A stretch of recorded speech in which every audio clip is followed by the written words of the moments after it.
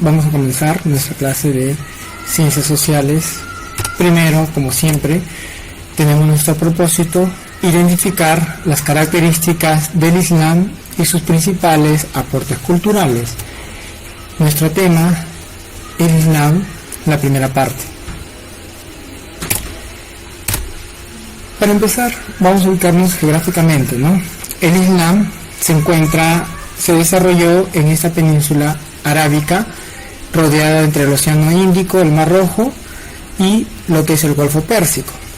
En esta zona, antes del nacimiento del Islam, ya habían vivido algunos patriarcas bíblicos, ¿no? Que probablemente ustedes ya escucharon en temas anteriores, ¿no? Como el año pasado, para ser más exacto, en lo que es el tema de los patriarcas. Bueno, entonces aquí les decía que es el centro del desarrollo del mundo islámico, ¿no? Donde vamos a encontrar al profeta Mahoma como fundador de esta nueva religión en plena Edad Media, siglo VII. Para eso vamos a identificar las etapas de desarrollo de estos pueblos, ¿no? Llamamos entonces la primera etapa preislámica, que sería antes del nacimiento del profeta Mahoma, es decir, toda esta gente que acabamos de mencionar, llámese los patriarcas y todos ellos. Claro, algunos patriarcas bíblicos con otras características, pero bueno, había personas todavía en esta región que se dedicaban pues a tener una especie de religiones, ¿no?, a la que nosotros los consideramos politeístas, ya que creían en varios dioses. Sobre todo también esta gente creía mucho en los famosos geniecillos, ¿no?, a lo que nosotros los llamamos jinns. Esta etapa previa sería antes del nacimiento del profeta Mahoma. Ya con el nacimiento del profeta Mahoma en el año 571, en la ciudad, ¿no?, de la Meca, acá en esta ciudad de la Meca, nacía el profeta Mahoma. Bueno, ¿no?, más adelante les hablaré qué pasó, cómo nace esta nueva religión. La etapa islámica, le decía, más o menos del nacimiento del profeta Mahoma, se le conoce, bueno, o tiene las características de ser monoteísta, porque empezarían ya a creer en un solo Dios, ¿no? Las características físicas que pertenecen al mundo islámico, ellos son de raza blanca, semitas. Mahoma y el Islam. Bueno, yo les voy a narrar un poquito o contar acerca de cómo nace, ¿no?, esta religión islámica.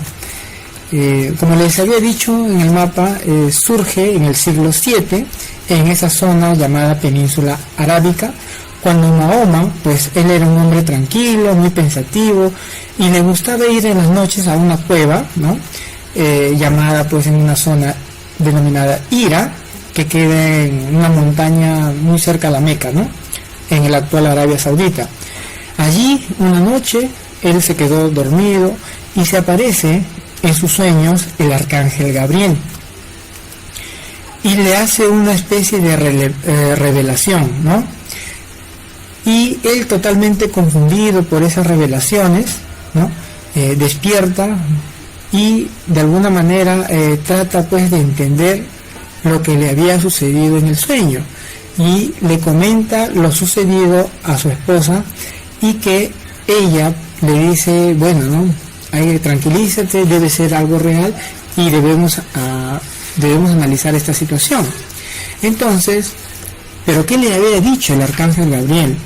Le indicó a Mahoma que éste había sido el elegido como el último de los profetas para predicar la palabra de Alá. Mahoma, ¿no?, entonces desde ese momento recién comprendió que él era el elegido de Alá para revelar al mundo una nueva religión monoteísta, o también podemos decir crear una nueva religión monoteísta. Entonces, por lógica, su esposa Yadira se convirtió en su primera discípula, ¿no?, ella que recibe todo lo que supuestamente Mahoma había soñado, y de esa forma se adopta el Islam, se va adoptando, ¿no?, el Islam. Así poco a poco, ¿no?, el profeta fue narrando y va ganando de alguna manera popularidad, y finalmente pues el Islam se va llenando de adeptos. Los pilares del Islam, es decir, son las bases fundamentales de esta religión, y que son 5 bien definidas que están escritos en el Corán por el mismo profeta Mahoma. El primer pilar sería la profesión de fe, es decir, cada musulmán está obligado a recitar, ¿no?, lo que dice el Corán. ¿Qué dice el Corán?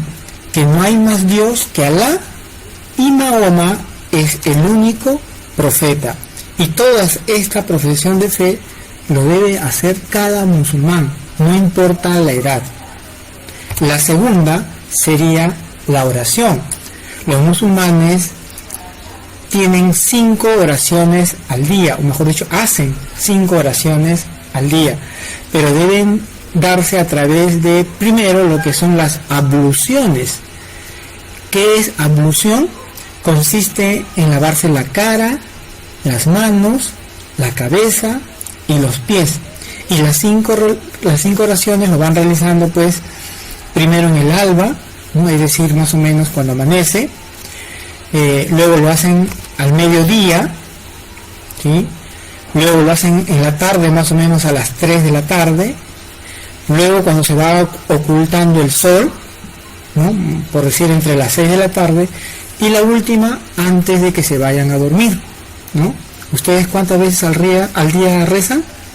¿No? ¿Se dan cuenta? Los musulmanes son, creo, un poco más disciplinados que nosotros, en este aspecto, por supuesto, ¿no?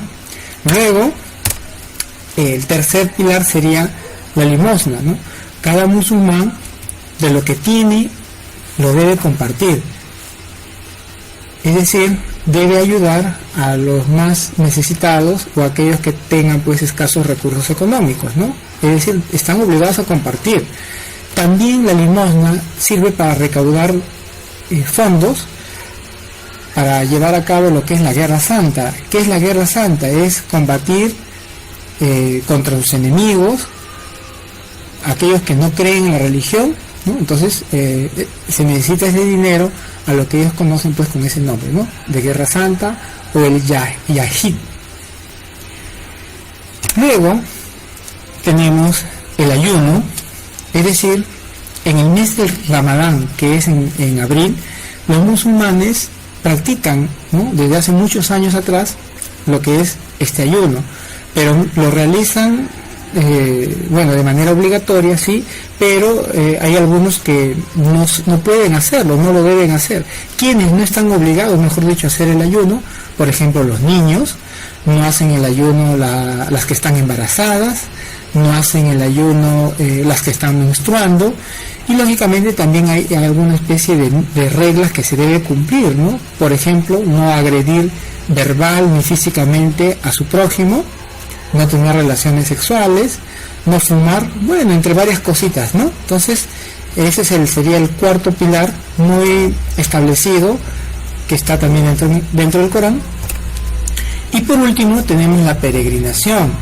Peregrinar quiere decir que cada musulmán, por lo menos una vez en su vida, debe ir a este lugar, que es la Meca, ¿no? Un lugar escogido, sagrado por el profeta Mahoma. Y lógicamente, si no tienes condiciones económicas, debe tratar de hacer ese esfuerzo único para ir. Es como decir, ¿no?, nosotros como peruanos, por lo menos, ¿no?, debemos de conocer, no sé, Machu Picchu, ¿no? Igual, ¿no? Creo que estamos obligados y comprometidos para conocer parte de nuestra cultura. Y claro, hay muchas más que tenemos. Entonces el musulmán debe ir por lo menos una vez en su vida a lo que es la Meca. Después de conocer más o menos los pilares, o en este caso sus preceptos religiosos, vamos a ver lo que es los aportes culturales, ¿no? Los aportes culturales vamos a dividirlas en 3 o 4 partes. Vamos empezando por la primera, que vendría a ser la parte arquitectónica, ¿no? Esa arquitectura única que les caracteriza a ellos está basada justamente en la creación de los famosos arcos ojivales, ¿no? Miren, esta parte de aquí que ustedes, bueno, todo lo que está antes y después de ello, se le conoce como arcos ojivales. no solamente sirve, por ejemplo, para construir las casas, ¿no? Esto, por ejemplo, lo hemos visto, si ven esta parte de acá arriba, y esto, ¿no? Y el de acá, forma como un puente, y generalmente se ha hecho para las construcciones de puentes, ¿no? De automóviles, por abajo pasa el río, es decir, se ha tomado como ejemplo este tipo de arquitectura hecha por los propios árabes, ¿no? Los famosos arcos ojivales. Dentro de ella también destaca lo que es este es el arco ojival, para que lo vean más claro. También tenemos lo que es la bóveda, ahí está, ¿no? Generalmente están hechas pues para las iglesias, ¿sí? Esa bóveda la pueden ver, bueno, acá de manera interna, y más o menos es esa parte, ¿no? Que ustedes pueden ver. Esta es la misma, ¿no? La bóveda interna y la bóveda externa. La parte externa también puede recibir recibe el nombre de cúpula, ¿no? Ahí ustedes tienen, por ejemplo, el aporte hechas, esto de acá, ¿no? Que son torres en punta. Acá tenemos la cúpula que ya mencioné anteriormente. Este es un aporte también, ¿no? Único de ellos. También podemos encontrar la decoración de interiores, ¿no? sobre todo muy recargados en mosaicos, o también conocidos como arabescos. Y también podemos ver aquí algunos azulejos que destacan, ¿no? Una complejidad en su creación. Imagínense ellos que lo hagan, pues lo hicieron en sus inicios de manera manual, ¿no? O sea, dibujándolo. Es una belleza muy interesante de este aporte en la parte de la... Ahora, en ciencia, vamos viendo, pueden ver, ¿no? Más o menos a qué curso lo relacionan ustedes, ¿sí? Ahí está, la geometría, muy bien. Igual, ¿no? En ciencia hicieron su aporte, a ver, ¿qué curso más o menos también? Toda esta parte de acá. Un poco estoy perdido no es mi campo, pero efectivamente, ¿no? Pertenece a lo que es la trigonometría. Entonces, den gracias a los árabes que hoy ustedes llevan esos hermosos cursos o asignaturas, cursos sobre todo geometría y trigonometría, que es un aporte principal también de los musulmanes, o de los árabes en este caso. Luego tenemos en medicina. Aquí se le conoce, ¿no? Hicieron la parte en los laboratorios. Esto es una especie, al día de hoy lo llaman baño María, ¿no? A lo mejor sus mamitas les puede ayudar en qué consiste esto, ¿no?